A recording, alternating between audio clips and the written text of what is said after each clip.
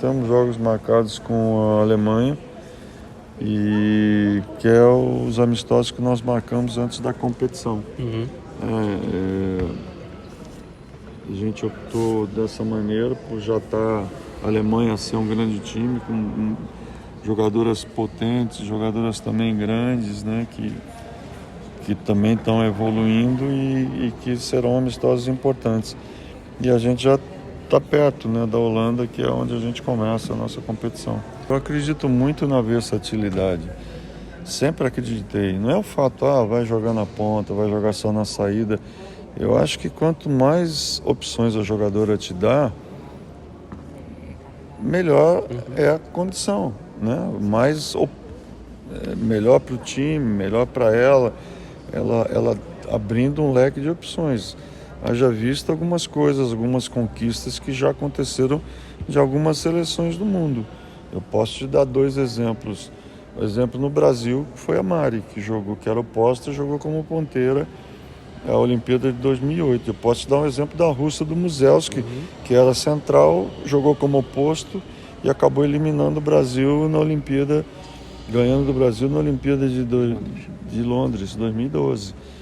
Então são coisas que são importantes. A Gabi também já passou como oposta, já passou como ponteira.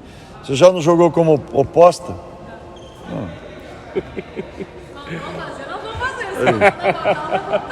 Não, eu acho que é importante você ter essa possibilidade, né?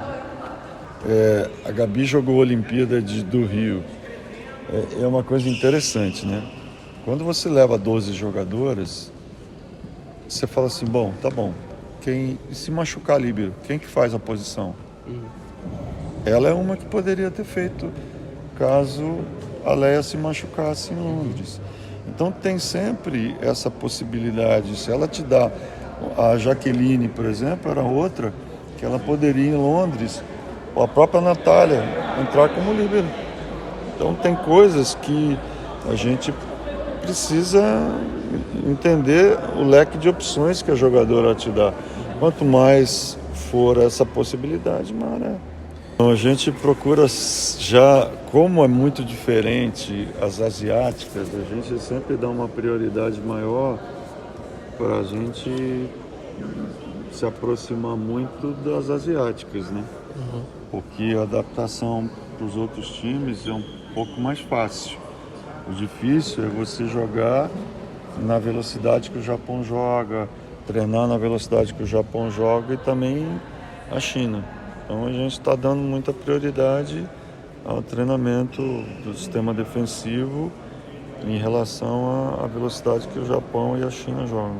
Eu acho que a Itália hoje é o melhor time do mundo. Eu vejo que a Itália hoje está num patamar... Eu acompanho essas meninas desde 2015, né?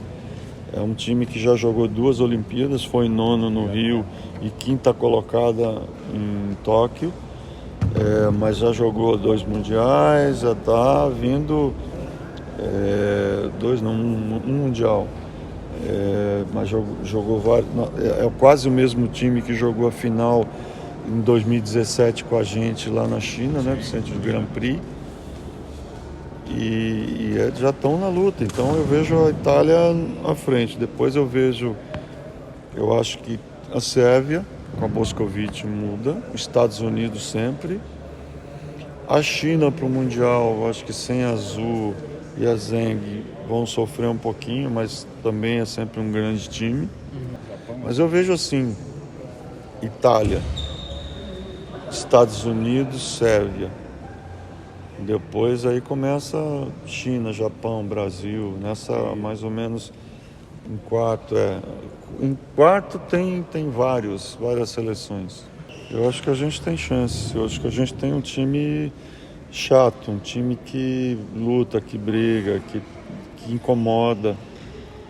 Eu acho que a gente pode, assim como foi na VNL, não é surpreender, mas é realmente ter um estilo de jogo que incomoda os adversários e que a gente pode brigar contra qualquer time do mundo. Seja a Itália, a gente precisa melhorar no aspecto de bloqueio e defesa, pensando em cada um. Os Estados Unidos é igualar o volume de jogo também. A Sérvia, com a entrada da Bošković, eles ficam mais fortes no ataque e no contra-ataque. Isso melhora bastante, mas eu acho que é jogo pegado que eu acho que o único time que eu diria para você, olha, hoje está na nossa frente, mas com os outros a gente briga contra todos. Teve um componente naquele Mundial que a Sérvia perdeu de 3-0. Nós tínhamos perdido para a Sérvia na primeira fase. Na segunda fase, nós perdemos para a Alemanha. A Sérvia perdeu 2 jogos, que eu não sei como perdeu, porque perdeu de 3-0 para a Holanda e perdeu de 3-1 para o Japão, só que jogou com o time em reserva.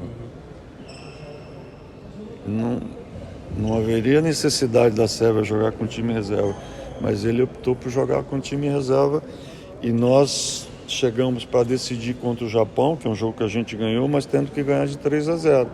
E nós acabamos ficando fora por sets. Né, mesmo com a situação. E contra a Alemanha a gente perdeu, acho que a grande chance. Nós tivemos uma bola para fechar e acabamos tomando um bloqueio naquele momento, não fechamos. Mas acho que a gente talvez chegue numa condição melhor. Eu acho que sempre tem pressão.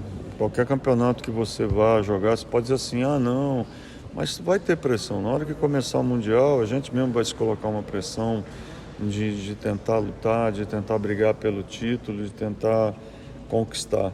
Né? A gente sabe que tudo vai depender do nosso começo, das nossas performances, porque a gente sabe que o time cresce durante a competição e por isso que a primeira fase ela vai ser muito importante, de nós conseguirmos uma boa classificação. Por isso o foco total na primeira fase, porque a gente sabe que do outro lado, na segunda fase, devem se classificar Itália, Porto Rico, Holanda e Bélgica.